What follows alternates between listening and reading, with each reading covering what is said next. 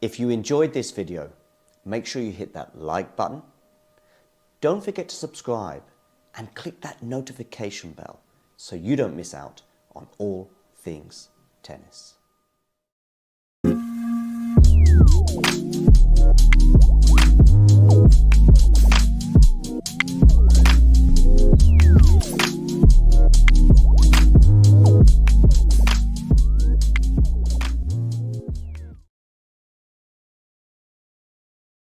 You've been to the French Open final. Your breakthrough, at least standout result at the beginning of your career, was on grass against Venus. You've been very solid on the hard courts. Is there a slam in particular that you go, I think that's, if I'm going to get one, the first one might come here, there, or where? Well, I don't know. I mean, everyone, I'm like, I think this is the first one. So I don't know. I mean, obviously now going to the French, I do have a lot of confidence on this surface. But I'm not really thinking about that. I feel like, in the past I was, and it gave me some like defeats that I feel like I shouldn't have lost, maybe more so my head. So going in now, I mean, I feel like, everyone could be the one, but I think I have to just take it a match at a time and just feel it out and enjoy it. I think when you focus too much on the destination, you don't enjoy the journey there. So now I want to focus more on the journey, and if the destination gets there, that's great.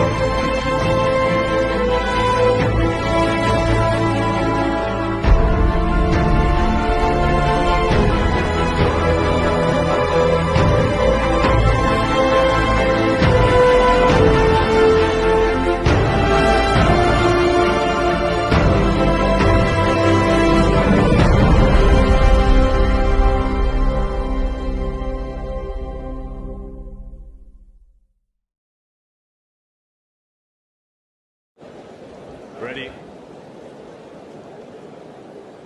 Play.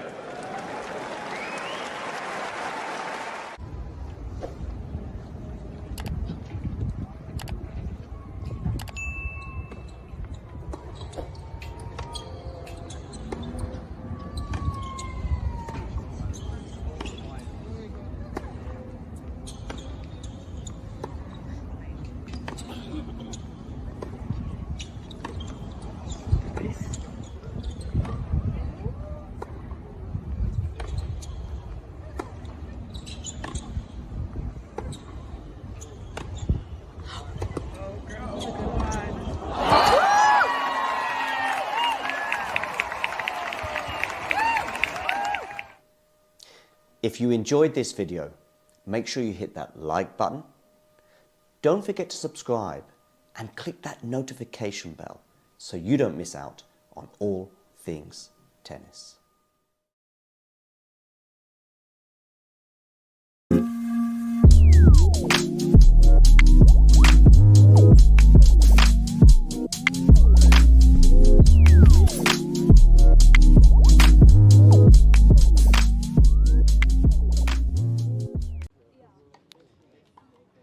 Here we are for this very special encounter at the Bonn Open between Jeffrey Blancano against Damir the Demon Jumur.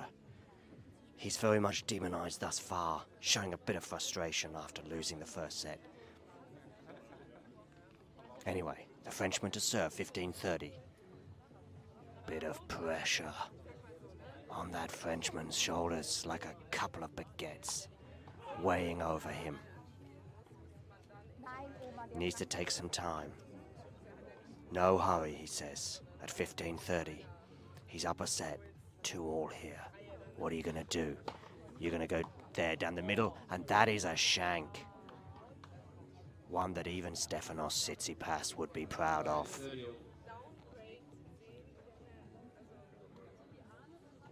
Get that towel, mop your brow.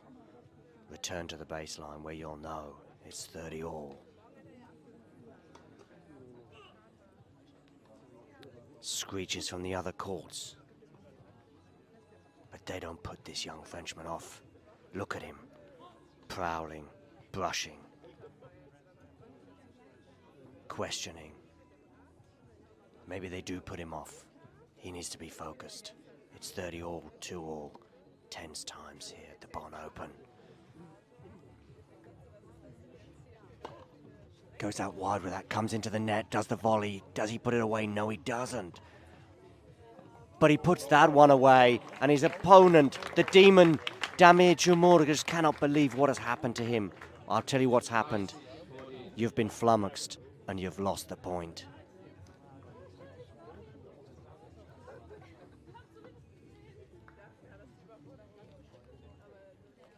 We would take another look at it if we had a replay, but we don't. But who knows? You don't even need a replay. It's in our heads. Okay. The Frenchman to serve. I say you're going out wide. You don't. You go down the tee. Clip the net, though. So he's going to get another shot at it. Is he going to take my advice and go out wide on this one? Did so successfully on that last time for a serve and volley, even though he messed up the volley.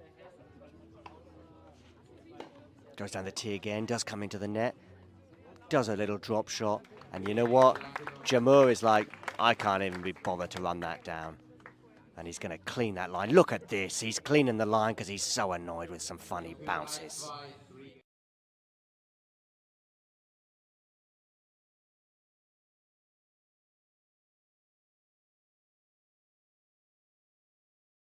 Just one in English. The draw for the French Open was made today. You're going to be playing Kalinskaya. Oh. I just said I don't want to know.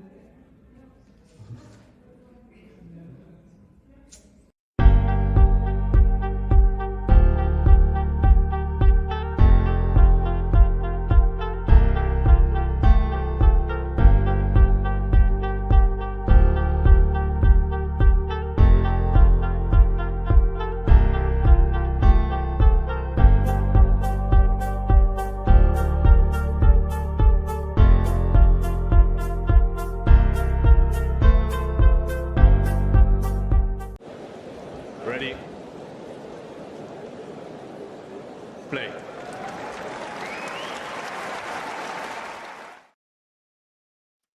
Hello, everybody out there in the digital tennis universe. My name is Miles David, and we are here to watch live action of the 2024 National Bank Open in Toronto, Canada.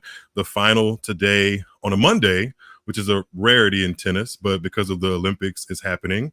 Like I said, on a Monday, and it is going to be competed between the number 3 seed of the tournament, Jessica Pegula, American, versus fellow American, Amanda Anisimova. And I am glad to be here with you guys as I watch along for this, what on paper could be a very entertaining matchup as well as a meaningful matchup, but depending on who lifts the trophy. So I'm happy to walk through this and watch the live action with you guys. If you are seeing my face for the first time on Talking Tennis, again, my name is Miles David. Feel free to like, comment, and subscribe. That definitely helps build our reach as a channel. Also, while you're subscribing to Talking Tennis, do me a favor as well and go over to the Tuned Into Tennis YouTube channel, where we do collaborations very, very often and talk about this wonderful world of tennis as colorfully and as fun as we can make it. So I'm seeing you guys in the comments here. Hey, Jake. Hey, Ozan. Hey, Ashley. Hey, Terry. Thank you guys for popping on and watching the lead up of this match with me. It looks like the women have gotten started. We're early on in the very first game. Anisimova is serving during my intro right there. I missed the first 2 points of the match, but I won't miss another one. I won't miss another one. I promise you that. Anisimova is in a small hole in this opening service game. She's down love 30 and we'll be putting in a second serve.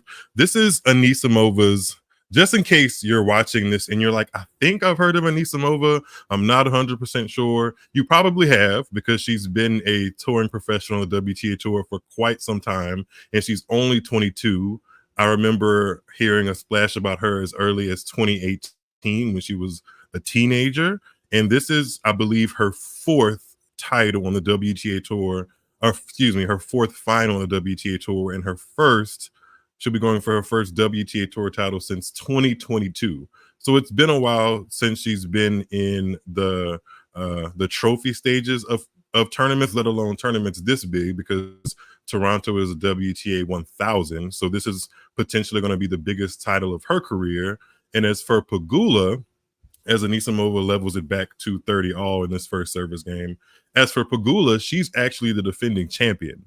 She won the National Bank Open in Canada when it was in its Montreal location just last year. So on the line for her is a chance to defend her title and also win back-to-back Canada Open titles for the first time since Martina Hingis did it in 99 and 2000, which is a little bit of a interesting title defense, or it would be, because you're doing it for the same tournament but in two different locations. Last year she was in Montreal playing the National Bank Open, and this year she's in Toronto.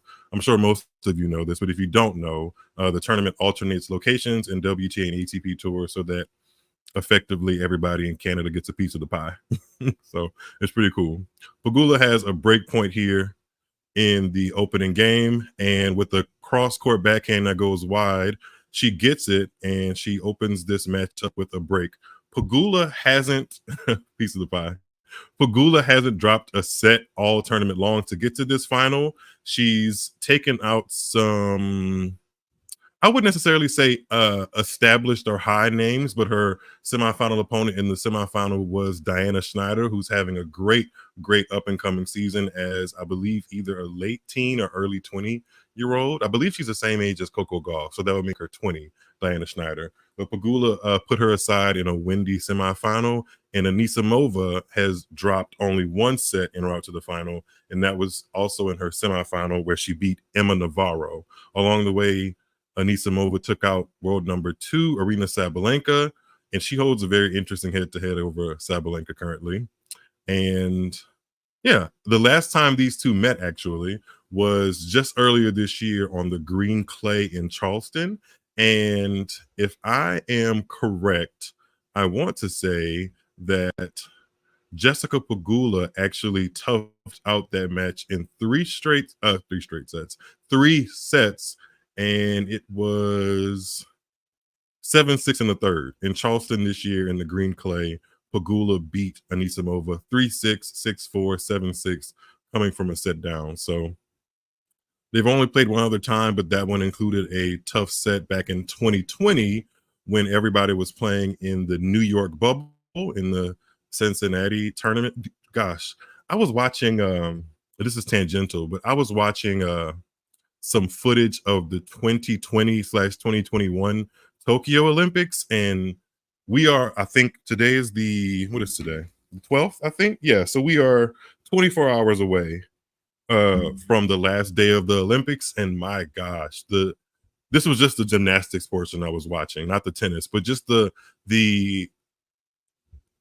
I can't think of a different sight besides seeing a full crowd of people in Paris and just a dystopian level crowd of nothingness in Tokyo. So yeah, that was quite the difference, and I'm glad that we have worked our way out of a pandemic, because tough scenes, and it's just so interesting to kind of look back at how the world was trying to continue to run amidst the pandemic. But we're out of that now, and Pegula is out of her first service game. She holds 40 love and is off to a strong start in this final in Canada.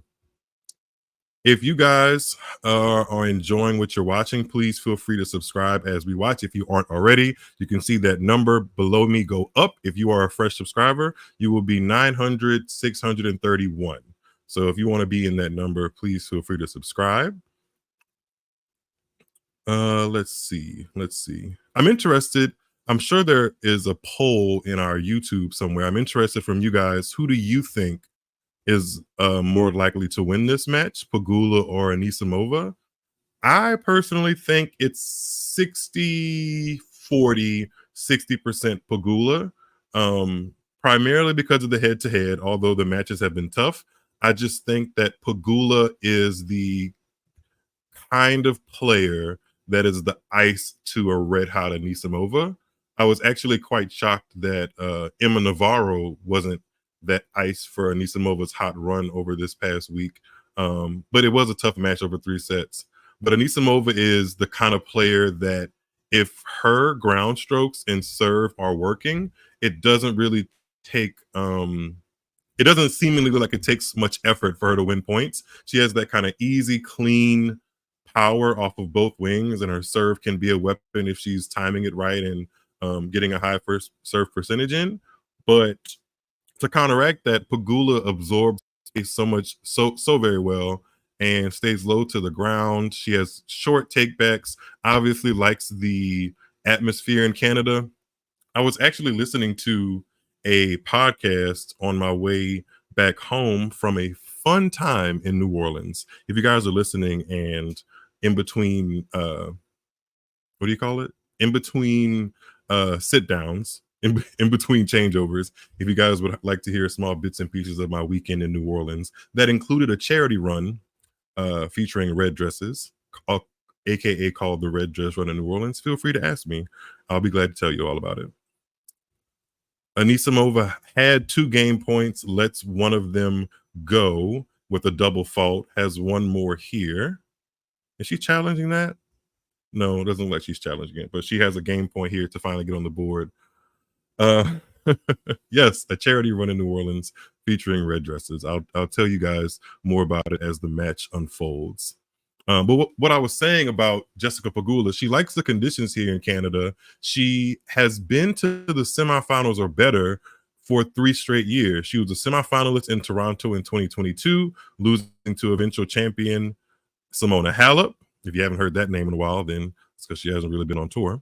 That's another story. And then in 2023, she won in Montreal. And then now we are in 2024 and she's back in the final. So there's obviously something that she likes about the environment in both cities, and in particular Toronto, because if you guys do not know or unaware, Jessica Pegula, I think she was born in Buffalo, New York, which is very, very close to the edge or border of Canada in North America. So it's in Buffalo, New York, but it's maybe an hour or 2 away or across the border from Canada and into Toronto. So I think a lot of people who are either Buffalo Bills fans or just simply Jessica Pegula fans and fans of tennis kind of know that she's close to her hometown. So she said in different interviews that it kind of feels like a hometown tournament for her. So that's pretty cool, and explains why she's only lost 1 match over the past 3 years here in Canada. So yeah, evidently there's some vibes that she likes. Oh, we have a change over here. It's perfect time for me to segue into my fun weekend in New Orleans. So in New Orleans, which is where I live, like maybe 30 minutes away from downtown, but every August there is a charity whose name I am unfortunately forgetting right now. But if you type in Red Dress Run New Orleans, all the information will come up. But they specifically have a charity, and part of one of the ways they raise money for the charity in New Orleans is to host an annual Red Dress Run, and everyone that participates in the run wears red dresses. The fun part about it is that not only do you run, or the people that are runners run around the city in efforts to because you have to register and do all that kind of stuff and pay to do it, but not only do the runners wear red dresses, the people that are there to support the runners wear red dresses, and it just kind of becomes a fun downtown French Quarter vibe. And that's what I was out doing with my weekend on Saturday and into Sunday. So yeah, there's more stories, because it was my first time doing that. But yeah, let's tune back into the match really quickly as Pegula opens up with a point on her serve. She's up 2-1. Yeah, that's what I was talking about. Oh, these are some interesting pictures through the years of the red dress run in New Orleans. Yeah, men, women, everybody in between throws on a red dress to their liking and parades around the streets of New Orleans in support of this charity, and honestly just support of a good time in New Orleans. And the drinks are flowing, the food is good, and everyone's having a good time. Unlike Buffalo, I'm sure Buffalo is a great city, but Terry Swarna has just said it's a very sad city, very sad city during the winter, which I have never been, but I can only imagine. I've seen different like NFL games being played in Buffalo, I think, and the conditions look terrible. So yeah, wouldn't want to be playing football or tennis there anytime soon, especially in the winter. Pegula has held and secured her break lead, going up 3-1 in this first set. Things seem to be going mostly her way. If you're tuned in for like a point by point kind of playback of this match, I'll do that as it gets to more crucial moments. But as for now, the match is at a pace to where Pegula's putting the ball in play and Anisimova is making the more frequent than not error. That explains why she's down 1-3 in 12 minutes. So it's kind of playing out how I thought it would play out so far. Not that Anisimova, and I don't say any of that to discourage Anisimova or to downplay how good her tennis has been over this week in Toronto, but I did fear about this in the matchup. I think she'd have to play, she still can, but I think she has to play really, really, really clean tennis to get through Pegula, and so far it hasn't been her cleanest tennis, especially with that backhand error from the middle of the court that she just gave to Pegula. So Pegula's up 15-love in Anisimova's service game, and now love 30 with a great angled backhand return. So Pegula's sharp so far. She's doing just enough to bother Anisimova, get her on the run, get some cheap errors, and Anisimova is unfortunately making those errors for Pegula. So if she's going to have to hold and make this close, she's going to have to come back from a love 30 hold. Am I behind? Oh, yes, I'm totally behind. Yes, let me refresh my feed because what's on the screen and what I'm showing is just a little bit behind. Let's fix that. Yes. Alrighty. We're at 30-all for Anisimova. So she stopped a little bit of the bleeding. Let's see what happens here.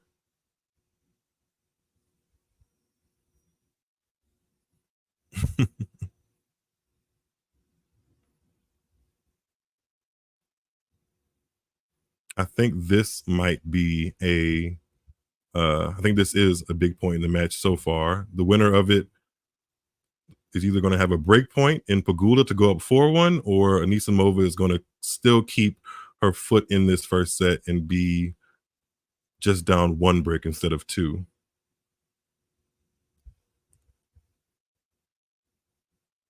The point at 30-all almost goes to Anisimova as she tries to pass Pegula with the backhand down the line, just wide. Pegula is able to sneak out a break point, but doesn't capitalize, and now we're at deuce.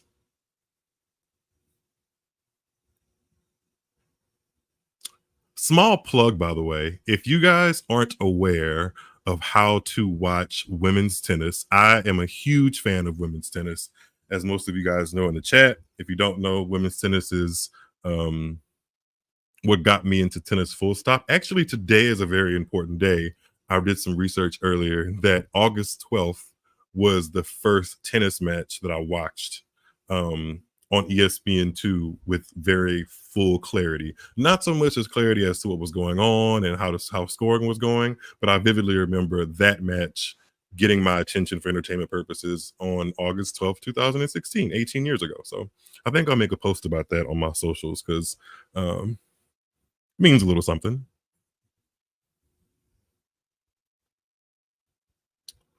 Anisimova was able to hold, by the way, great hold for her. She keeps just a foot distance between her and Pegula in this first set. She is still down one break, 2-3 in this first set. Looking at the votes here, it looks like 56% of you are thinking that Pegula is going to win this Toronto final, which actually, yeah, that is in keeping with the 60 and 40 that I said earlier. About 60% Pegula, about 40% Anisimova. And so far, it seems like it's going to be that kind of margin that separates the two, but there's plenty of match and tennis to be played, so we shall see what happens.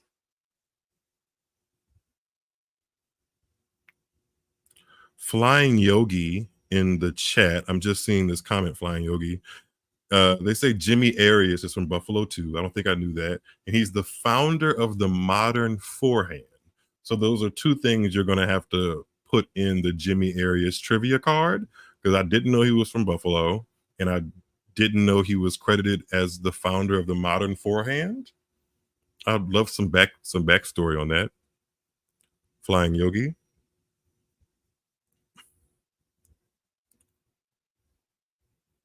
We got some news here from the next U.S. Open warm-up tournament in Cincinnati that unfortunately Ons Jabeur, three-time Grand Slam finalist, will be pulling out.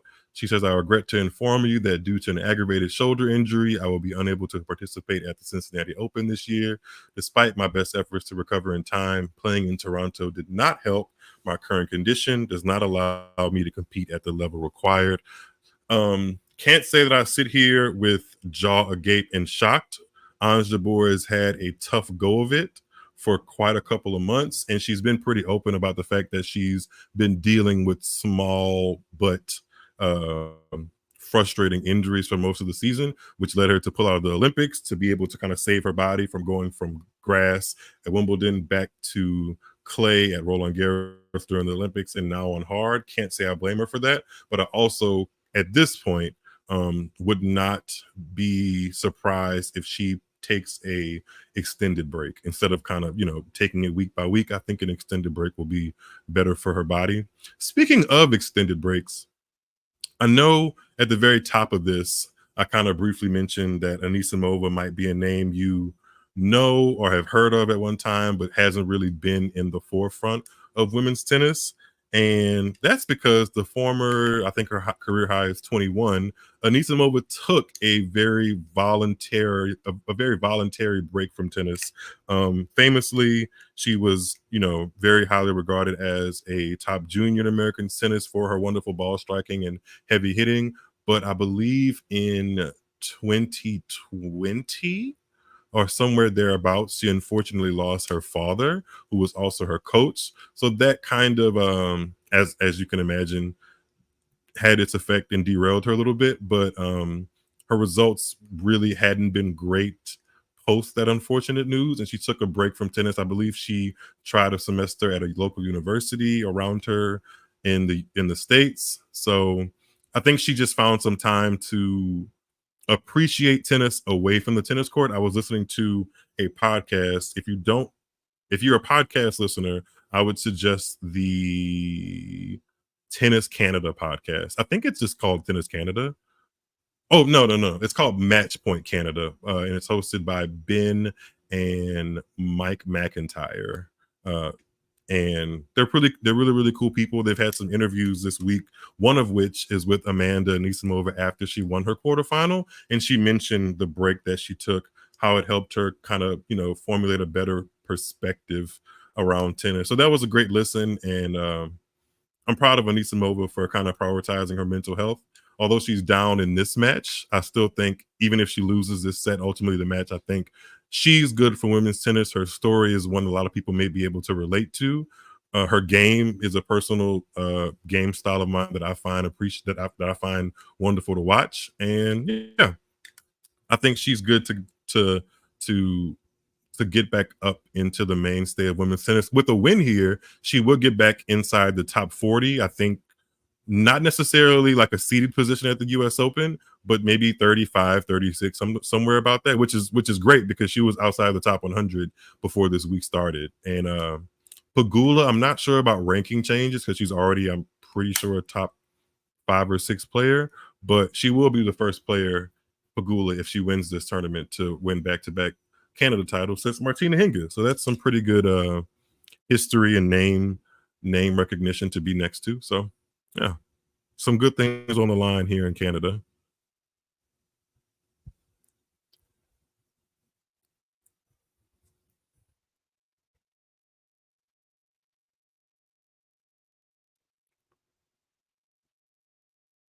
Let's see. You guys are following the score here. Anisimova has a game point to keep within touch of Pegula and go up 3-4, which she does. I think that's good for Anisimova. Actually, great, because I was a little scared there that Pegula might run away with this set, especially if Anisimova kept kind of leaking errors here and there. But she's tightened up just that fraction more and hasn't let Pegula run away with it. So I think we are buckled in for a pretty fair final. There hasn't been anything super amazing shot making wise, just some pretty good solid ground stroke exchanges, most of which are being won by the sword, die by the sword with Anisimova. But hey, that's the style of game she plays. I'm not mad at it. Swarna's in the comments telling us more information about the upcoming tournament that actually, I believe, got underway today, Monday, August 12th. I think there were a couple of main draw men's matches, and one of those was Tommy Paul of USA versus Flavio Caboli, and Flavio Caboli got the upset over Tommy Paul, and that kind of felt like, when I was reading the scores, like Tommy Paul's out of the tournament before it even starts. But the women's qualification finished up today. Outside of Collins being out of Cincy due to an injury, one of the major headlines coming into Cincy was the fact that Naomi Osaka, 4-time Grand Slam champion, wasn't given a wild card. Not sure what the reason was behind that. She's not a former champion, but I think she is a former finalist. She wasn't given a wild card, and she had to play qualifying. She won a round and ultimately lost the second and final round today against Ashlyn Kruger. So that's one of the big headline news breaking or newsworthy moments, is Osaka won't be playing or competing in the main draw unless there is a spot that opens up for a lucky loser. But I'm not quite sure she would be first in line for that. I haven't looked at the rest of the rankings, so we'll have to see. We will definitely have to see how that goes. And Ashlyn Kruger, by the way, is no scrub. She won her first WTA Tour title in Osaka, Japan, at 250. I remember late last year, post US Open, and she's been coming on pretty good. Who did Ashlyn Kruger beat last week? I think she may have made it like a round or two deep in Washington, D.C. But nevertheless, she's been a name that I've kind of just been, circling. She's in that Coco Gauff age range, not necessarily the phenom that Coco Gauff is, but definitely her peer in that 19-20 age range, and could be a name that that goes on to accomplish some good things in tennis, as is Pegula currently, as she goes up 5-3 in this first set. Anisimova will be serving to stay in it. Pegula's service games have been mighty uneventful. Her first serve won percentage is 100%. Every time she's got a first serve in, she's winning the point, and that is why she's up 5-3 in this match pretty comfortably. So I think this is a good level from Pegula. I have to say that I haven't been very inspired or motivated to watch a lot of Pegula matches this year. Firstly, because she is one of those players that plays every week pretty much, except this year she's had some injury issues. I believe she withdrew from the French at Roland Garros altogether due to some slight injury issues. She did play the Olympics though and played Wimbledon, but her results have been, for her standards, pretty subpar. There was a good week she put together in Berlin just ahead of Wimbledon. Who did she beat in the final? I think she beat Kalinskaya in a pretty good 3-set final in Berlin. But all the momentum that she had from that week was kind of doused, I believe, in the second round by Wang Jingyu of China. So anytime that she's kind of been getting momentum, or the times you thought that she would kind of turn her season around and be that consistent top 5 player as far as results wise, it hasn't happened for her. But maybe this is a point in the season where she turns the corner. I think she likes hard courts. She clearly likes it in Canada. So this could be a sign of something to come. But as tuned into tennis as I am, I don't necessarily think that this equates to Pegula being a favorite at this year's US Open. Because let's be honest, as she has 2 break points and set points here to put away this opening set, these tournaments, although like for the individuality of the tournaments, Canada did in Cincinnati later on this week, they're huge for anybody to win, but they're mainly there to warm us up and lead us into the final major of the year in New York at the US Open. And people are trying to get a gauge on, especially if you're a bettor or if you're somebody that kind of is interested in making draws and seeing how correct you can be with every pick. You're looking at these tournaments to see who's going to go deep at the US Open. And Pegula is one of those players that at the WTA 1000 level and even the 500 level, she's proven to be very consistent over the past 3 years or so. And she's consistent in this first set, by the way. She takes it 6-3 as she breaks Anisimova once again to take out the first set. So she's in the driver's seat pretty comfortably to take her second Canadian Open title. Pegula is. But I have to say that, history shows that Pegula has not necessarily taken these 1,500 wins into magnificent runs at slams. Her ceiling has been consistently a quarterfinal for about 3 consecutive seasons now. I think her first breakthrough was 2021. She made a Grand Slam quarterfinal, and she hasn't been past that since. A really, really good run to get there, but I can't say that I am convinced that even if she lifts the trophy here in Canada, that she will be somehow lifting the US Open trophy. I'd actually be quite surprised if that happens, just because history tells me otherwise. But that's not to negate the fact that she's a darn good tennis player. Maybe not my cup of tea. Like, I don't wake up in the morning and think, ooh, Jessica Pegula's playing tennis. Let me go check that out. That's not what I do. Some people do it. Not me, but she's still a really darn good tennis player. Jake, thank you for the compliment. Jake says, Miles, you're great going solo on the stream. Absolutely great. Thank you, Jake. I really, really appreciate that. I try my best. Yeah, Jake, I think that'll always be the case. We could be eating our words in about 3 weeks when Pegula is lifting the title. 3 to 4 weeks? Yeah, 3 or 4 weeks when Pegula is lifting the title at New York in the middle of Arthur Ashe Stadium. I don't know if that seems so unrealistic, given how deep the WTA field is and how, for lack of a better term that's coming to my mind, odd the US Open results have been. Like, don't get me wrong, just last year, 2023 US Open, was thrilled that Coco Gauff won. She was a top 5 seed. Like, it was kind of building for her. She'd already been to a Grand Slam final, so it wasn't random. But go back to 2022, Iga Swiatek wins the US Open, which again, world number one seed, but in the whole context of things, that US Open, as we stand right now, is a little bit of an outlier because she's been so dominant at the French Open that the US Open obviously wasn't a fluke, but a little bit of a standout result that in the entire context of Iga Swiatek's career, I wouldn't be surprised if that is like an outlier in her career. And then going beyond that, Emma Raducanu, 2021, completely out of nowhere. 2020, Osaka wins it for the second time. But 2019, Bianca Andreescu wins it after playing it for the very first time in her career. So the US Open results, outside of maybe a couple of big names that maybe were favored on paper to win, the US Open has been one of the more open Grand Slams. So with that being said, I can't necessarily just pencil in Pegula because of consistency and a potential Canada Open title, but we will see. We will see. It'll be interesting to see if Amanda Anisimova can say something or kind of tighten up her game a little bit more in the second set.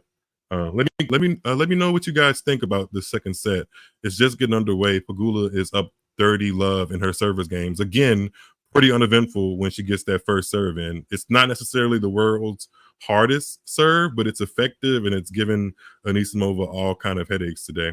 But let's see if Anisimova can work her way through that and try to really make this a match. Swarna is asking, who lifts the U.S. Open this year, Miles? As I was saying, I honestly have no idea. Like, actually, let's go. Let me pull up this screenshot. I think I took a picture of Tennis Channel's FanDuel desk, or just FanDuel. Yeah, FanDuel's odds to win the U.S. Open. Let's look at the top 10 most likely to win the U.S. Open.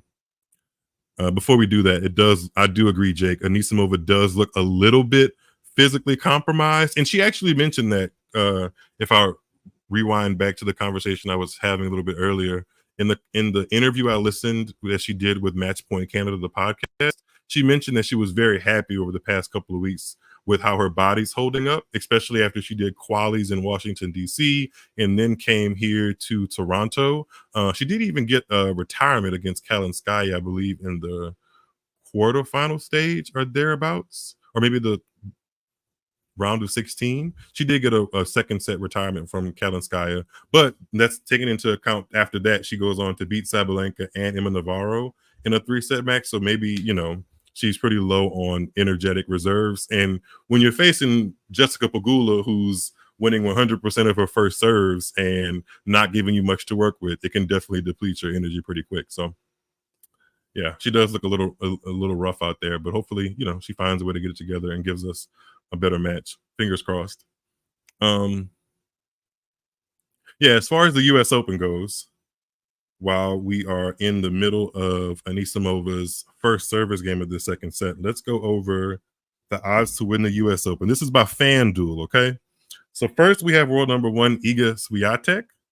Then we have Aryna Sabalenka, Coco Gauff, Elena Rybakina, Naomi Osaka, Jessica Pegula, Donna Vekic, Mira Andreeva, Danielle Collins, and Ons Jabeur. That was I think that was actually this week. When did I take this picture? Hold on.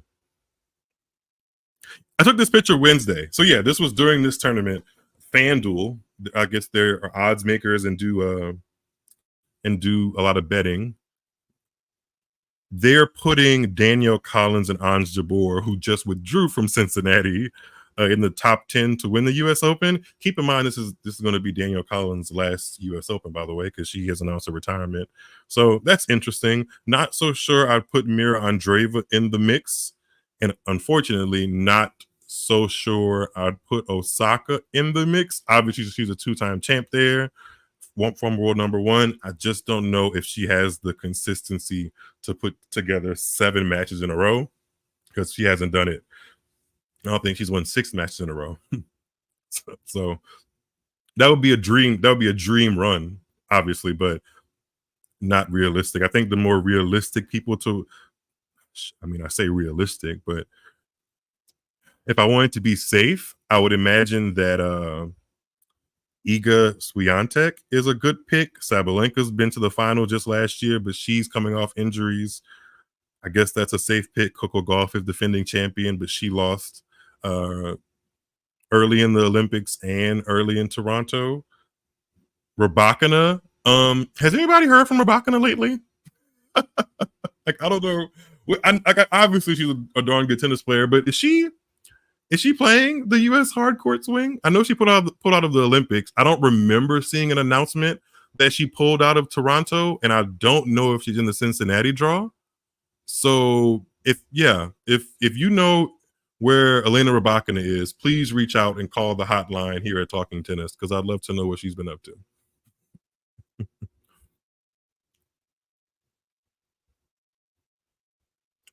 Let's see. Nerlin asked, hi Nerlin. Nerlin asked, first Nerlin said that Lulu's son will win the U.S. Open. Fun fact about about Lulu's son. Lulu's son was a surprise quarterfinalist at Wimbledon this year, taking out Emma Raducanu in rout. She has only played 3 matches since. She played 1 match at the Olympics representing, I think Lulu's son is Switzerland born. but plays for New Zealand.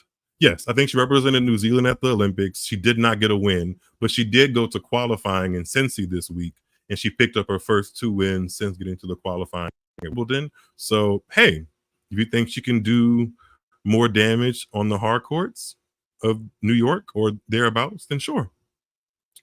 But as far as who's more talented, Nerlin, Lulu's son or Diana Schneider, who made the semifinals this week in Cincinnati, Diana Schneider did.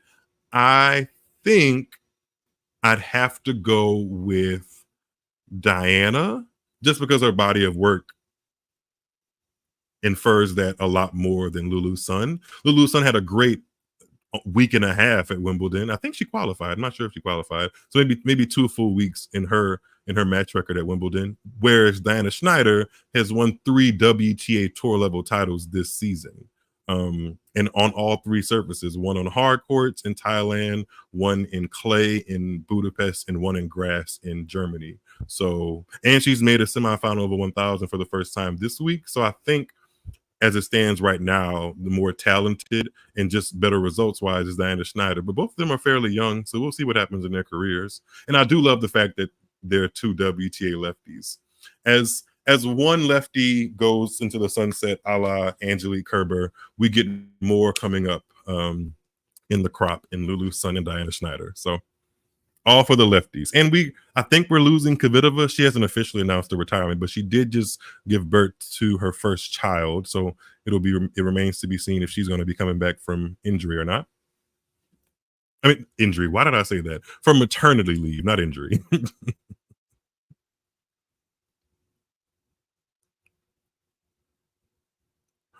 Something interesting is happening in this match. Anisimova has made some inroads on Pegula's serve and has 2 break points to go up a break of serve 2-1 in this second set, and maybe make more of a match out of it.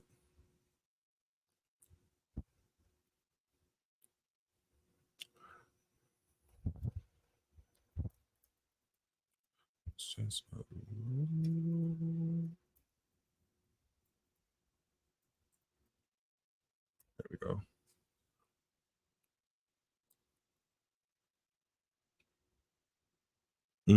Pegula saves off 1 break point.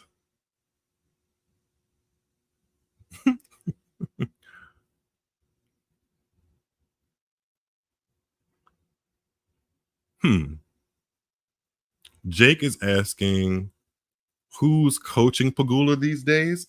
I know it's not David Witt. She broke up with David Witt earlier in the season. I want to say post Australia. And I've heard that she did some coaching or maybe did a trial with Mark Knowles, who was a former doubles specialist in world number 1, once won a bunch of Grand Slams in doubles. I didn't get a chance to ask Mark Knowles this when he was in Dallas for the ATP 250 tournament in Dallas that I went to earlier this year, because I only saw him from a distance. I didn't get a chance to speak with him, and I wasn't 100% sure that it was him until I confirmed. I think he posted something on social or something, but it did look like him, and in fact was him. If I had been closer, I probably would have engaged in conversation and kind of maybe I would have asked that. Who knows? But I'm not sure if he's still coaching her or what her coaching setup is. And her former coach, David Witt, is now coaching Frances Tiafoe, and they just started this summer too. So a lot of coaching carousel things happening on the ATP and WTA tours.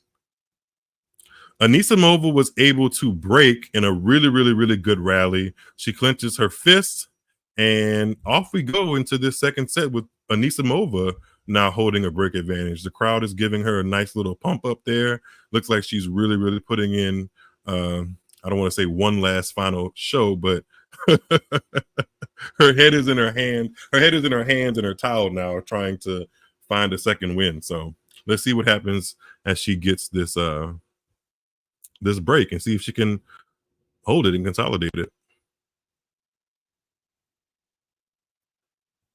I wouldn't mind this going 3.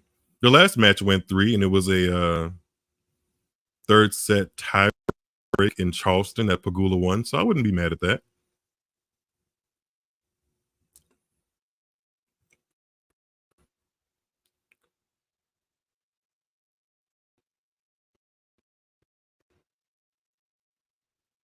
By the way, if you guys are listening, engaging, watching on X, also known as Twitter, you can comment as well. So let me know what you're thinking. Let me know what you are processing and what's going through your mind during this match. And let's get chatting about it.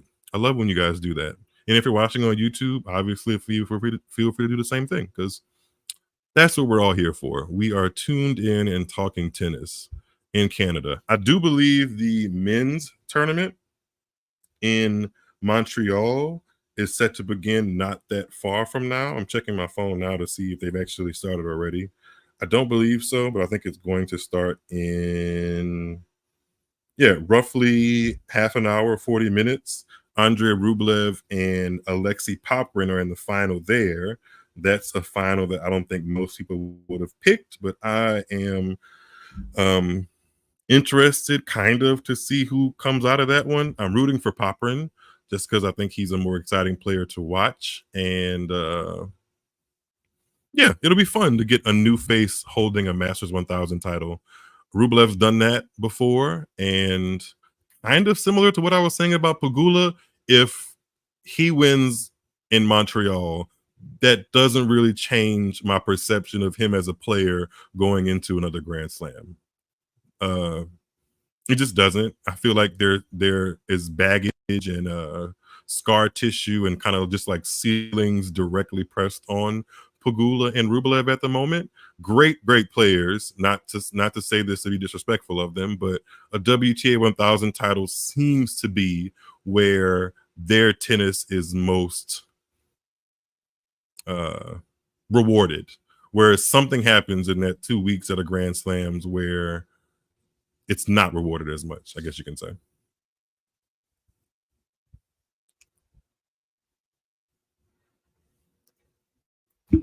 Oh, crap. Anisimova is doing her best to consolidate that break in the second set. Pegula's pushing to get it back level.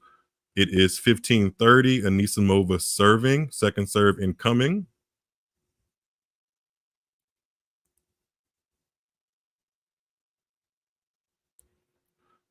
And she gets that point. There's something that I really like about, not even something, the thing I like about Anisimova, unfortunately, I kind of link it to when she is more back against the wall, but she just starts ripping ground strokes, especially off her backhand. She said recently in an interview that her backhand down the line is her favorite shot to hit, and I can see why. She just has effortless pace on it, and the forehand isn't that far behind either. I just would like to see her do it when she's not down a set and possibly a break. Like, I want to see that from the outset. And I think her style matches up to a lot of other women on the WTA tour very well. So if she can take this form and kind of hold it together for the next 6 to 12 months, I don't see why we can't be looking at Anisimova as a top 20, maybe top 10 player. The points here in Canada are definitely going to help push that along. She has game point to go up 3-1 here, which I think the crowd will really enjoy. She's starting to get a little bit more fired up. We're seeing some fist pumps to her box, which is good to see. Looks like she's not going to give this match away lightly to Pegula. So, yeah, she consolidates that break, and we are up 3-1. I say we, like I'm in Anisimova's camp, but Anisimova, if you're hiring a hype man or Anisimova's team, if you need somebody to like run your social media or be like a creative person in your ear, feel free. Let's talk. Let's talk about it. Jake, yeah, she has really easy power. It's easy to kind of put her in the same lane as somebody like Lindsay Davenport, who just had very effortless technique on forehand and backhand and was able to kind of break open a rally with one swing. She does that very well. Sharapova was pretty good at that. Who else do you guys think of when it comes to easy power? Rybakina's in that category as easy power, although she's MIA at the moment. I have no idea where she is in the world or what tennis tournament she's playing next. She does have easy power. And yes, I would be on the Anisimova hype train. Anisimova, she got my attention back in 2018 at Indian Wells. I believe she beat Was that 2018 or 2019? I believe it was 2018. She beat Kvitova at Indian Wells. 2019, she reached the fourth round of the Australian Open, beating Sabalenka en route, which is a really impressive victory. And also in 2019, she beat Simona Halep en route to the semifinals of the French Open. So those late 2010s were pretty good breakthroughs for Anisimova, but like has been, heavily talked about, she's had some personal issues that have kind of made her step away from tennis and take some time off the court. But as evident by that forehand return winner she just hit, she seems to be well and truly on her way back to a really high level in tennis. She said being in the top 100 was actually a end of year goal, but it came really quickly because we're in August, and but when the rankings come out, I'm not sure if the rankings are going to come out Monday, like next Monday, because we're recording this on Monday, August 12th, which is when the final is. Things are a little bit screwed up because of the Olympics, but when the new rankings come out, whenever they officially drop, not just the day by day live rankings, she should be in the top 40, regardless of winning. I think she's going to be somewhere in the 50s, maybe 40s. If she loses the final, if she wins the final, she's going to be somewhere in the 30s. So yeah, either way, she's back inside the top 100 where she wants to be, and I think where she should be. I think when she's playing her best, she definitely has top 100 tennis in her.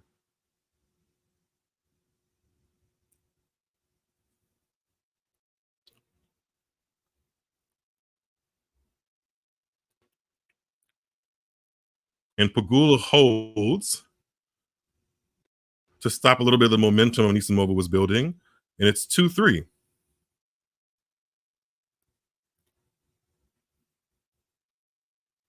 Sean, you asked a really good question. Does any ATP players have female coaches? Terry said Hugo Humbert has a female coach. What's her name? I'd like to look her up because I don't think I knew that. So the women are on a changeover now with Anisimova serving up 3-2 when they get back to the line. Terry says that's his girlfriend. His girlfriend is his coach. Does that ever ex-player? Okay. Tessa Andrian Jaffritromo. I think that's a French player. Tessa Andrian Jaffritromo. That's a tongue twister, but hi, Tessa. Yeah. Say that 2 times or 3 times fast. I think it's interesting how coaching dynamics work in tennis. I know a lot of sports obviously have links to athletes and parents, but for some reason it kind of goes beyond what you would think is a little bit normal in tennis. And sometimes it works, but I'm on the side of the fence that feels like there's inherent limit to how long a invested person in your life, like your father or mother, can be your professional coach as an athlete. That those lines get real muddy, especially as you mature as a person and as an athlete. Just ask Stefano Tsitsipas. I'm not sure he's ironed that out all the way, but he just publicly got rid of his dad as his coach, allegedly, a couple of days ago after his early loss in Montreal. And it just seems like that's just a very extra tumultuous relationship to kind of carry onto the court when tennis is already so mental and so the margins are so slim. I can imagine it's not easy to literally be in a point of or a spot of trouble in a tennis match and look over and be not quite sure what dynamic to pull from your coach, because you're looking at 2 very distinct dynamics, coach and parent. That can be tough. I'm sure it's worked out for some people, but it's really tricky, almost too tricky for players to do for a prolonged amount of time, especially once you get into your mid-20s and you just want to have natural independence. It's tough. It's tough. Anisimova just hits an ace down the tee to go up 30-15 in her service game here to consolidate and keep that break that she has in the second set. 164 kilometers per hour, not too bad. For some reason, by the way, this is kind of tangential. I thought that Anisimova had moved on from Nike. I could have sworn I saw her kind of rocking some outfits that didn't have the Nike check. I could be wrong. If you guys know, let me know. But in this match, she's definitely, Nike rocking the swoosh. Pegula seems to be just a hair off. She's missing some returns.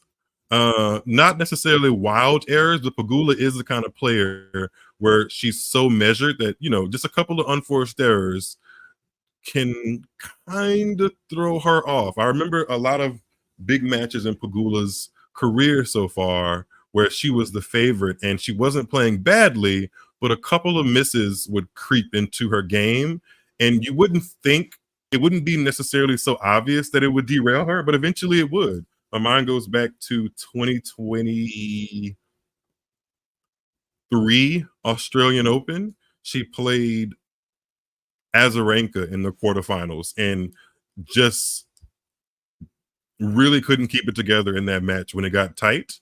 And Azarenka's level was good, don't get me wrong, but it wasn't necessarily splendiferous. So yeah, Pegula, if there's any level of improvement that Pegula could kind of work on, it would be that mental fortitude, which I think she has. I just think there's in really, really tight moments and potentially career defining moments, she gets a little wayward and maybe loses some confidence in her abilities, which I think is weird because every other time she's so solid. She barely misses the ball. She just goes about her business. But it's fascinating how tennis kind of puts a hyper lens on your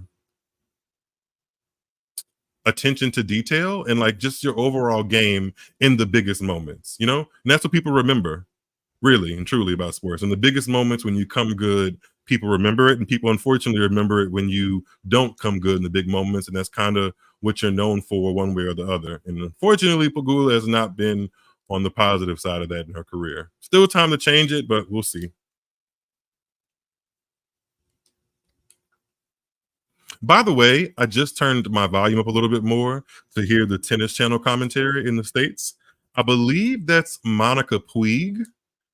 Somebody that's listening, please tell me, because I think that's her voice I'm listening to. And I'm actually, I'm growing to appreciate her style in the commentary booth. It's not a bad one. It's not a bad one. Well, that's a good gift from Anisimova to stay in this point here. Oh, awkward slice that Pegula can't deal with. And we're at 30 all on Pegula's serve. Another big point here. Pegula's going to have a game point, or Anisimova's going to have a break point to really, really have a great grip on this second set. So big point coming here. Jake, I'll answer your question after this game because I think this is a big point to see what direction this match is going to go. Up, and Pegula leaks a forehand error yet again, and Anisimova has a break point to go up 5-2 in the second set.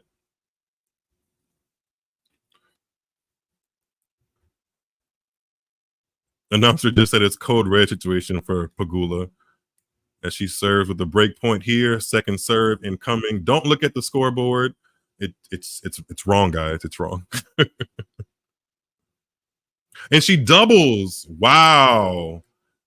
Yeah, she's playing to type, as I was just talking about. Pegula really not coming or not known to come really, really big in the big moment. She doubles on break point in this second set to let Anisimova go up 5-2. So we have a match on our hands, ladies and gentlemen.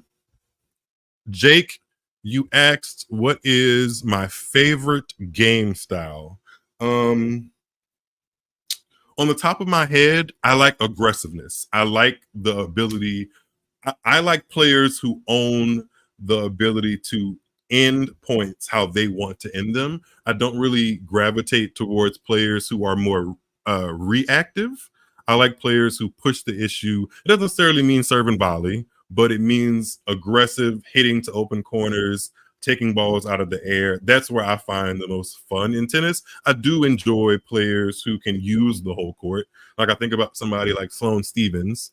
Although her level ebbs and flows, she has the ability to kind of crack winners specifically on the forehand side, but also extend points and kind of use her legs. So that would kind of be my second tier favorite type of tennis. So my first tier is the aggressive, looking to end the point, Venus Williams, Serena Williams, even somebody like, she wasn't always doing this, but in her prime, somebody like Mauresmo, who knew that in order for her to get the best out of her game, she had to move forward to the net. I enjoy that. I enjoy that. My least favorite players are players like, or I shouldn't say players, game styles are players that play more like Simona Halep or Wozniacki, where like they can stay out there and hit 60 balls, no problem. But that's just not what's going to make me run to my television. So hey, that's the beautiful thing about sports and specifically tennis. You get something in different flavors that you can gravitate to or not gravitate to. Beautiful, isn't it? All right, let's see what happens as the surprising twist in this match plays out, as Anisimova now serves to take this into a third set, and she's up 15-love, quickly 15-all after a double fault, but she does have a cushion of this double break if things go sideways in this service game. She has played better. Pegula has just leaked a couple more errors that she wasn't leaking in that first set, and Anisimova's finding great length on her shots now. Really, really great length. So this is good to see. We were talking about her looking a little bit gassed, but it does look like she's found a second win and wants to push it into a third set. Oh, wow. The match isn't even an hour old yet. Wow. These are two pretty quick sets. I hadn't realized that. The match is 57 minutes long.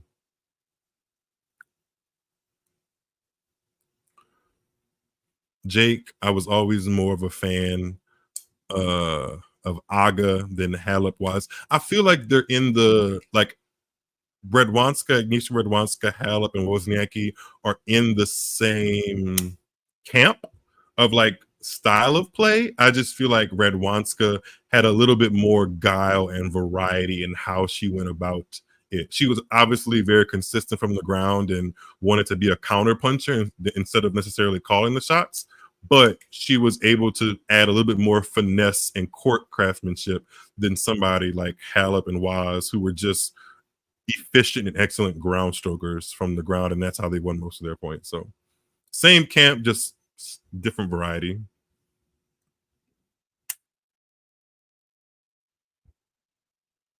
Flying Yogi asked, how is Amanda moving because of the blisters?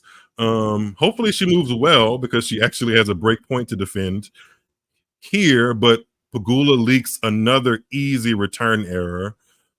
Speaking of moving, Anisimova moved out of the way very quickly to get out of that flying return that Pegula went sailing long. But she's moving okay. Yogi, I haven't noticed anything like extremely hampered. But then again, Anisimova's main strength on court isn't movement. And gosh, Pegula is looking a little dejected as it comes up on set point for Anisimova. Pegula dumps a forehand. She swipes her brow. She doesn't look very interested in trying to save this set. Can't necessarily blame her in this hole, but she does do this dejected thing often. Oh, great point to end the second set by Anisimova. Speaking of aggressiveness, she finishes at the net with the traditional punch volley behind Pegula, and we are going 3. The match is a little over an hour long, but we're going to be in the third set, ladies and gentlemen. This is something. Can't say that I would have thought that 30 minutes ago, but my, how things change in tennis. My, how things change. Wow. Swarner was saying my favorite game style is Venus Williams. I have to say that Venus Williams in full flight. If I could put together a montage of how to play tennis efficiently, effectively, and entertainingly, it would be highlights of Venus Williams in her prime and in full flight. Yeah, that's some good stuff right there. I have to start.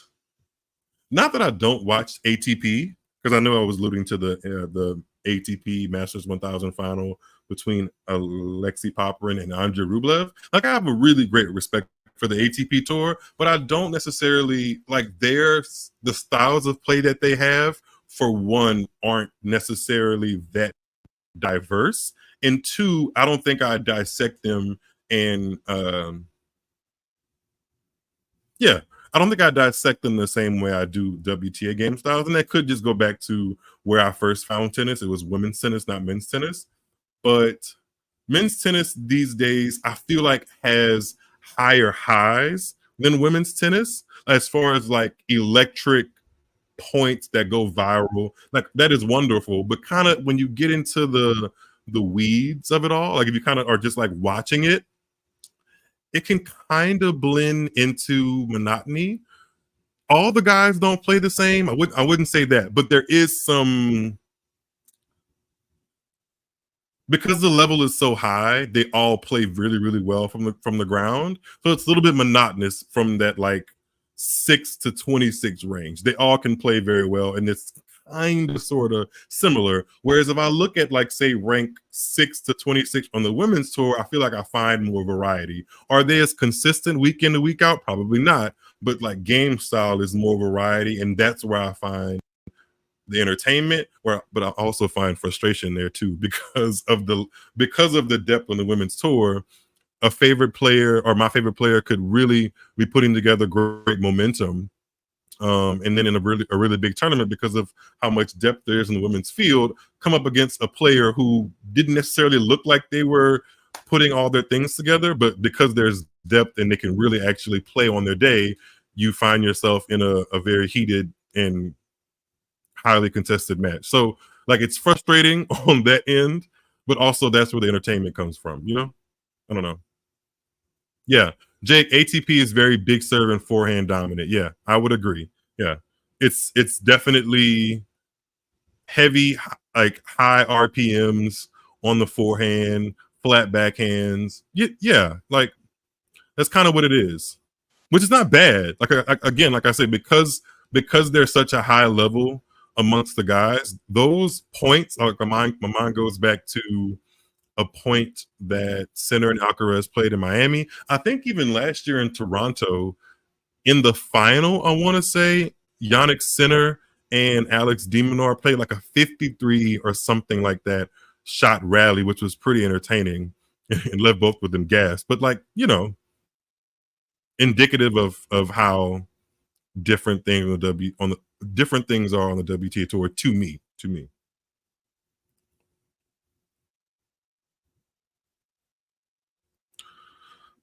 By the way, Pegula has reset a little bit to open up this third set and held serve to go up 1-love. Now Anisimova is serving love 15. She gave Pegula a pretty loose forehand error there. Let's see what happens in the rest of this game. I would hate for Anisimova, I'm sure she would too, to lose the momentum, but I also wouldn't mind seeing a competitive third set. So let's see how this plays out.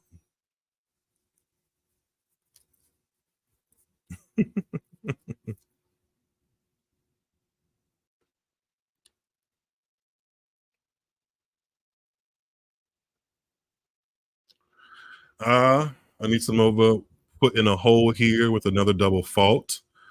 They're showing the average topspin speeds between forehand and backhand.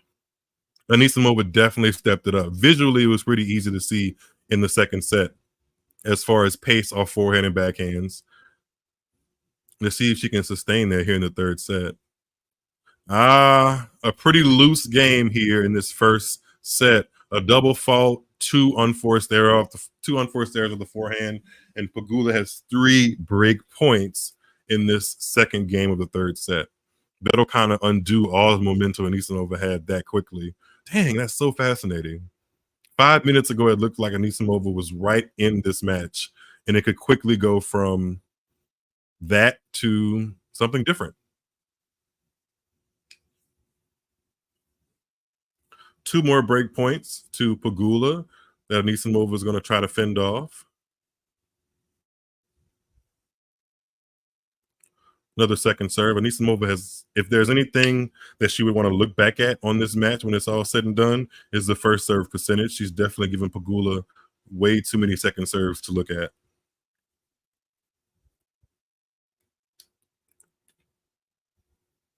And she doubles again. 2 doubles, 2 unforced errors in a game will definitely feel like Christmas for the person across the net. And that's what Pegula is feeling right now as she goes up 2-love very quickly in this second set. All the momentum now with Pegula. She's steadied herself.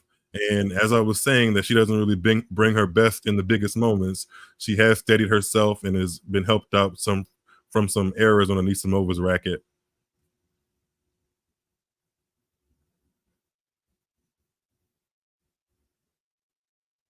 By the way, if you guys are looking for more women's tennis throughout the week and you are in the States and or have a Tennis Channel subscription, actually, I pause when I would say this. I do, what I'm about to plug, I'm not associated with them in any way. I just want you guys to be as tuned in tennis as you can. No pun intended. There's a free network on a bunch of different platforms called T2, kind of like how we have ESPN and ESPN2. Tennis Channel has Tennis Channel and now T2. But the fun thing is on T2, you don't have to have a cable subscription. You can watch it for free if you have Amazon Prime, if you have YouTube TV, if you have Fubo TV, also Samsung TV Plus. If you have a Samsung Smart TV, there's like a whole setup that you can just watch television for free for having that smart television. And one of the channels is T2. And I say all this about T2 because specifically on Tuesdays, tomorrow, they have what has been introduced this season as a Women's Day every Tuesday. So on that channel exclusively, it's going to be only women's tennis matches all hours of the day, which I think is really, really cool. And it's on a network where you don't have to pay another additional service or like streaming fee. If you have a Samsung Smart TV, it's available to you. If you have YouTube TV, it's there. If you have Fubo TV, Amazon, a bunch of different platforms have T2. So check it out and get your women's tennis fix every Tuesday on Women's Day. They're not paying me for that, by the way. I wish they were, but I do appreciate the initiative, so I wanted to share it with you guys if you didn't know.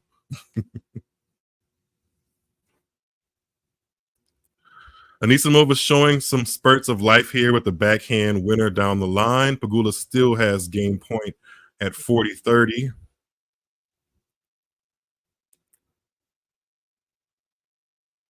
This is very interesting that I thought that just came to mind because I realized that Anisimova made a racket switch, I want to say at the beginning of the 2022 season. If you guys remember that brief stint where Anisimova was actually being coached by Darren Cahill and then briefly went to Yannick Sinner, and that's where he's been for a while. But I think she ushered in 2022 with a racket switch, and she switched from Babolat to Wilson. As far as I've seen Pegula, she's always played with the Yannick's frame. I'm wondering if you guys could see her playing with anything else. Or like, have you guys ever ventured into the thought of like your favorite tennis player or a tennis player that you like watching? Could they be more effective or have a better career or just be, or maybe kind of, fill in holes in their game if they switched rackets? I've always thought that's one of the more fascinating things about tennis is just how small the margins are in terms of like technology and gear, because I can think of a long list of players who have like publicly said that switching to this racket or this string in their racket has yielded good results for them. So I'm interested to see if that would help Pegula and maybe like get that extra 1 or 2% past her ceiling of a Grand Slam quarterfinal or not. Just something that came to mind. Jake asked, will you be watching Poprin and Rublev? I don't believe I'll be doing a live stream here on YouTube, but I'll keep my eye on it. I can't say that I find watching Rublev matches that entertaining. Can't say I say that. Can't necessarily fall down that lane. But it'll be interesting to see what happens in that matchup, because that's a really big opportunity for Poprin, and I want to see how he plays. It's a really, really big game.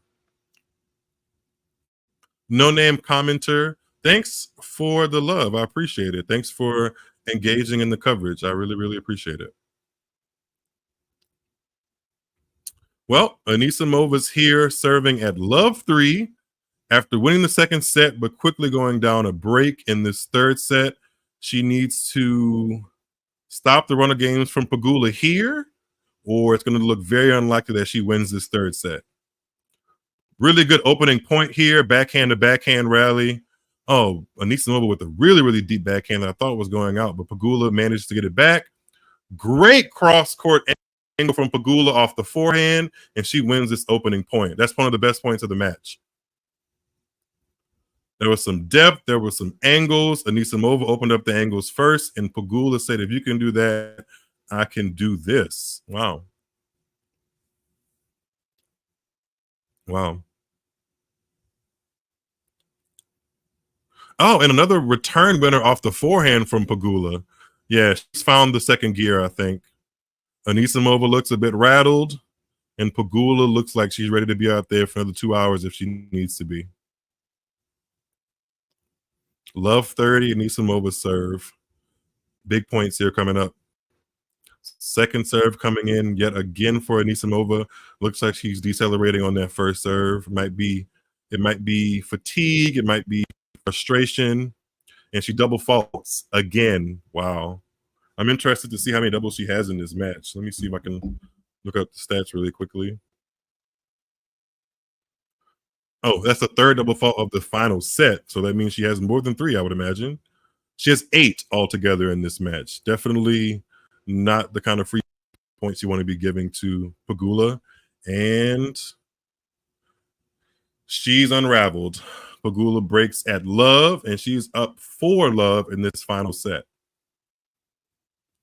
Pretty impressive reset from Jessica Pegula, I have to say. I didn't think that she'd rebound so quickly after kind of getting hit off the court in that second set, but she tightened up in a good way. She removed some errors, and Anisimova has kind of capitulated just a little bit. She's spraying the ball and not finding the court. It could be fatigue or it could be frustration, who knows, but it looks like Pegula has set herself up to be a 2-time Canadian Open champion. No-name commenter asked a really, really good question. Do you think Pegula is going to qualify for the WTA finals this year? It's August, and she's like ranked 15th in the race. Honestly, I think she would be one of those players that, with a good U.S. Open and post-U.S. Open push, could qualify. Mind you, she is the defending finalist at the WTA finals, and it was played in that horrific condition of Cancun last year. She made the final and lost to Iga, but Pegula is 20 in the singles race, so there's definitely a lot of ground to be made up, but she's going to put a pretty good indent with this run in Canada. And if she does well at the U.S. Open and post-U.S. Open in a couple of the 500s and 1000s there, it's going to take a lot of tennis, but I think she can do it. I think she can do it. I mean, she's made the WTA finals, I believe, every year I don't know if she made it in 2021. 2021, they played in Guadalajara, and I can't remember if she qualified for that. I just know Muguruza won it. But I know she qualified in 2022, and I know she qualified in 2023, obviously, because she got to the final. But yeah, if she plays consistently for the next 6 weeks or so, I can see that number jumping from 20 to in contention for the top 8. I can see it.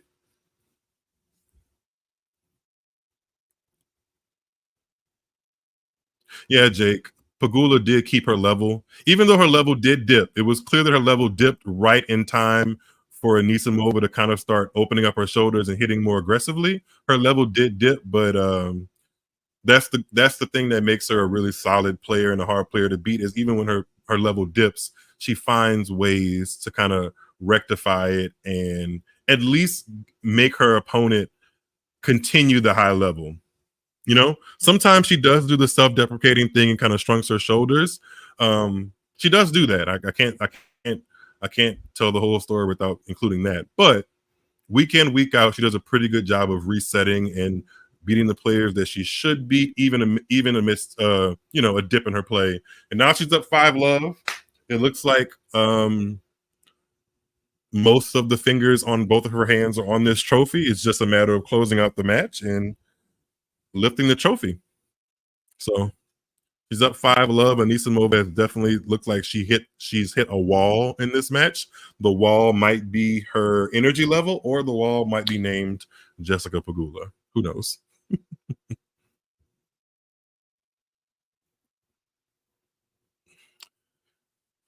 Yeah, no name. The prize money difference for the men and women in Cincinnati is quite wild, especially considering at the other American hard court 1000 tournaments, i.e. Indian Wells and Miami, prize money is equal across the board. So I'm not quite sure how Cincinnati is able to kind of get out of the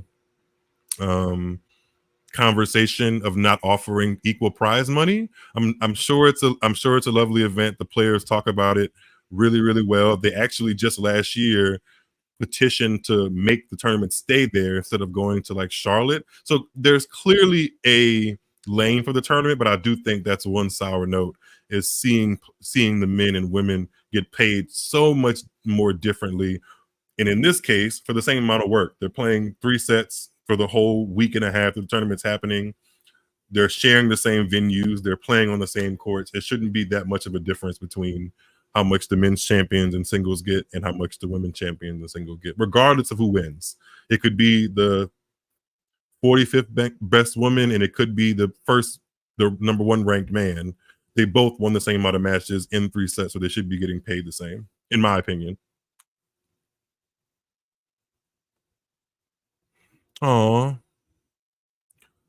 It looks like Anisimova is crying here. She shouldn't really. I mean, I know in the microcosm, in like the micro sense here, it probably is really disappointing to potentially get bageled in this 3rd set of your first final in a while. But she made this final, beating the likes of Sabalenka and Navarro, who both have been playing well at different parts of this season.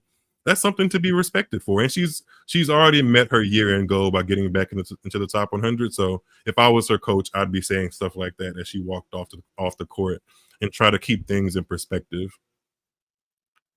I'm sure she's going to try to make one last push to get on the board in the 2nd set, but you can tell she's quite emotional and trying to keep it together.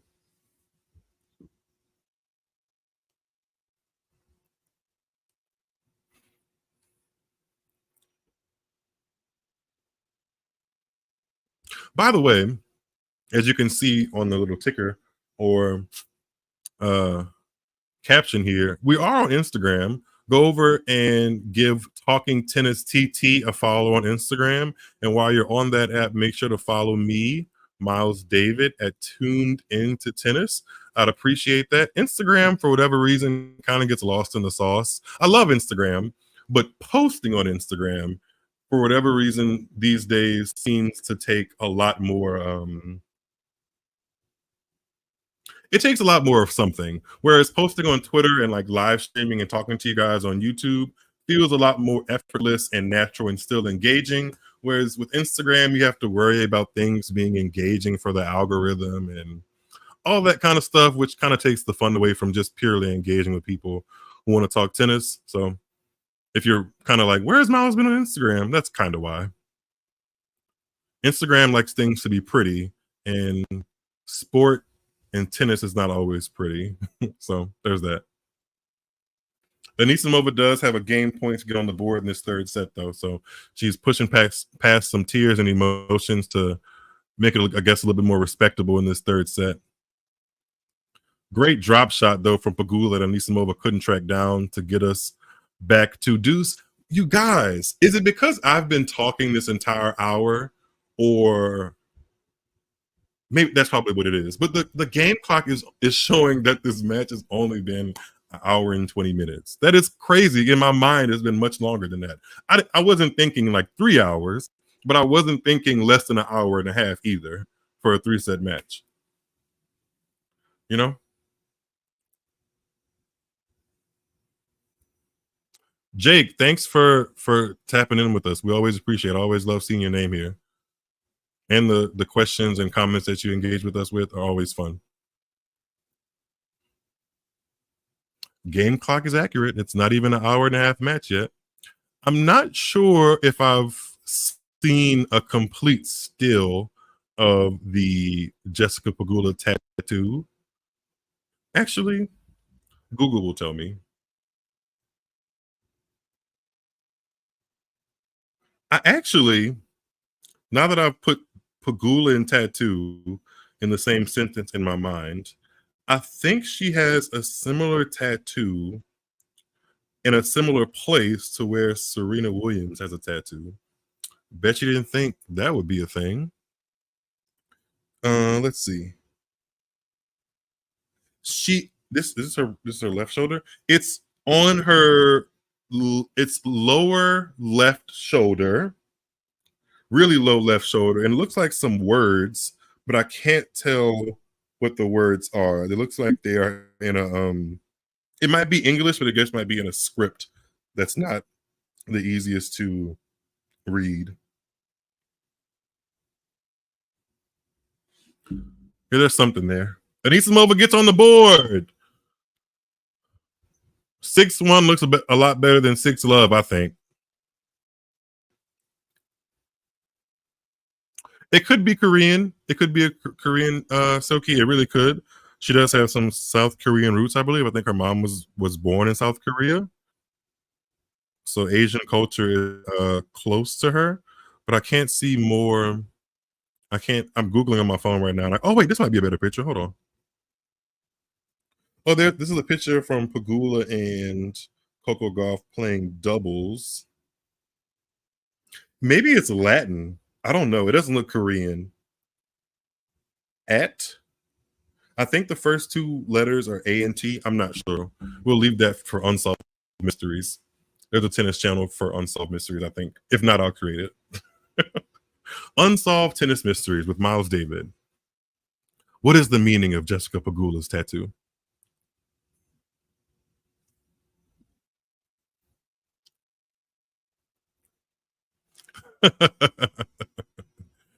I think if it was a player that had a tattoo that said "Please subscribe," it would be Kasakina. Because I've actually reinvigorated myself with Kasakina's YouTube vlog. I kind of forgot about it for a while, but I sat through, I think, her DC vlog with her and her partner, and it was pretty good.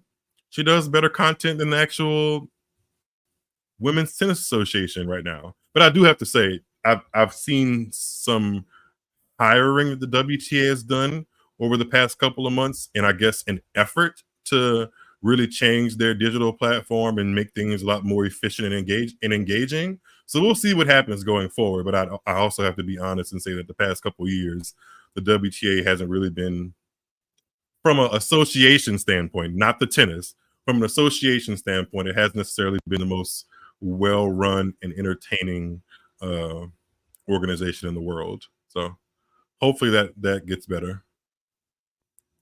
What did get better, though, in this match is Pegula. She's found a way to extend points, zap the energy out of Anisimova, and zap her hopes.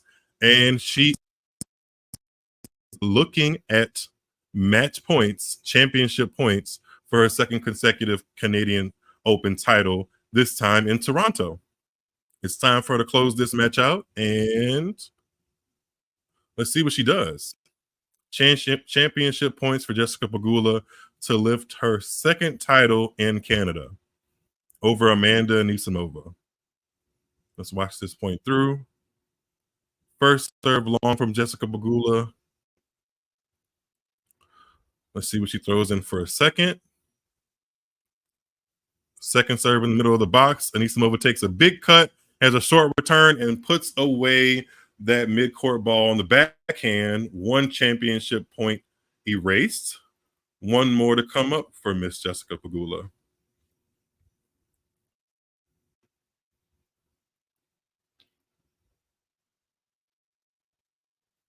Pegula looks focused. Anisimova looks like she's trying to battle through here. First serve put into play by Pegula. Deep return from Anisimova. Oh, another deep forehand from Anisimova that Pegula moonballs back. Anisimova with another angled forehand that Pegula floats back into the court. Pegula tries to get another forehand back, but that one just goes wide. 2 championship points saved for Amanda Anisimova. That one was very, very tricky. I think Anisimova thought she was out of it for a second. But we're back at deuce. Crazier things have happened, I think.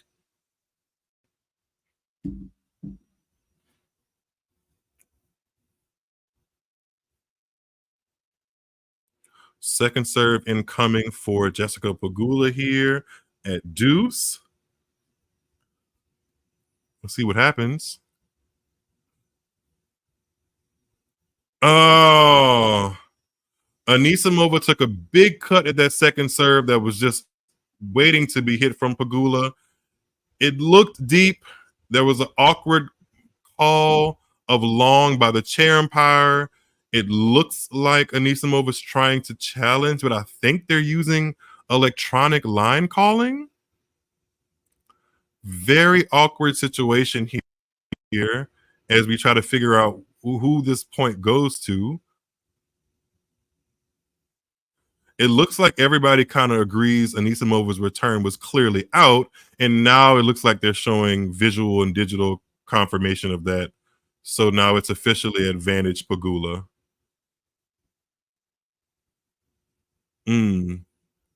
Third championship point for Pegula. Another second serve incoming.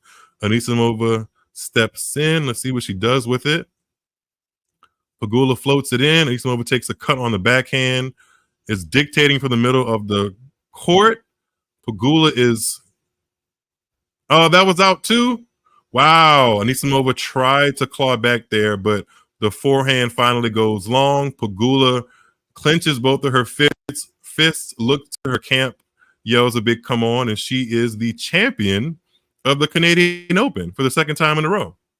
Congratulations to Miss Jessica Pegula of the United States. She is now the first woman to win back-to-back Canadian titles since Martina Hingis in 1999 and 2000. So that is some good company to be in, I think. I think that sets her up very nicely for a good run at the U.S. Open, considering that she hasn't been able to put together that many matches in a row this year. Her Grand Slam performances have been subpar for her standards. She lost early in Australia. She lost early at Wimbledon, didn't play the French Open, and she has still found time to win a 1,000 level title this year. In addition to the 500 she won in Berlin a couple weeks back before Wimbledon. So yeah, a good day to be Pegula, a good day to be a Jessica Pegula fan. I think a pretty good day to be a tennis fan altogether, because not only did Pegula win today, I think tennis wins by seeing a resurgence from Amanda Anisimova, former number 21 in the world, really, really great prodigy. She's clearly putting together better tennis, as evident by her run this week to the final and some good tennis she played last week in DC. So it's nice to see her name back in contention with some of the best moments in women's tennis, but the day belongs to Jessica Pegula. She's won 17 of her 19 matches here. It's tied for second most, I believe. Everett and Sellis had 18 wins in their first 19 matches here. And now this is Jessica Pegula's third career WTA 1000 title, 6th title overall, which I feel like that's great, because I specifically remember not that long ago, it felt like Pegula was stuck at that one WTA title to her name for quite a while, and here we are, and she has 6. So I think that is definitely something to hang your hat on for Miss Jessica Pegula. If you're a fan, I'm sure you're happy with this result. And yeah, she does it. That's pretty cool. There's an interesting juxtaposition here with the camera. It literally shows Pegula clapping her hands waving to the audience in celebration. And right behind her, you can see Amanda Anisimova crashing out her racket in frustration, which is understandable. She had her opportunities in that match, but I think, you know, a long week of tennis and a tough opponent made it hard to get over the edge for her. But all in all, a good match to watch. Thank you guys really thank you guys a lot for engaging with us, engaging with me. I haven't rode solo on YouTube in quite a while, so it was good to do that. Thank you guys for commenting and engaging and asking questions and all that fun stuff. I really appreciate when you guys do that. Again, before we sign off, if you aren't subscribed to Talking Tennis here, this YouTube channel, make sure you've subscribed and watch that number below me go up. We're dangerously close to 10K. Would appreciate your support, and share this video with other tennis fans if you haven't before. That definitely expands the reach of our channel. And also, if you want to follow me on socials, I'm Miles David. You can follow me at all socials at Tuned Into Tennis for colorful tennis analysis and fun conversation. So if you've enjoyed what you've seen, make sure to engage with Talking Tennis and Tuned Into Tennis. We're both huge tennis fans, and I appreciate the other tennis fans that stick along on this ride with us. So without further ado, I'm going to sign out and begin recuperating from a fun weekend in New Orleans. So thanks, guys. Talk to you soon. Stay safe and continue to watch tennis. Take care. If you enjoyed this video, make sure you hit that like button. Don't forget to subscribe and click that notification bell so you don't miss out on all things tennis.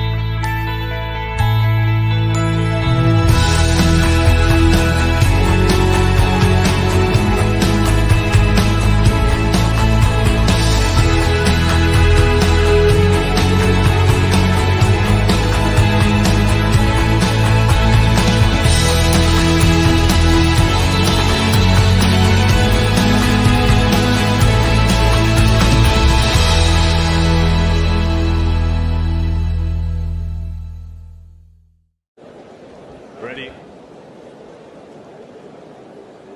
Play.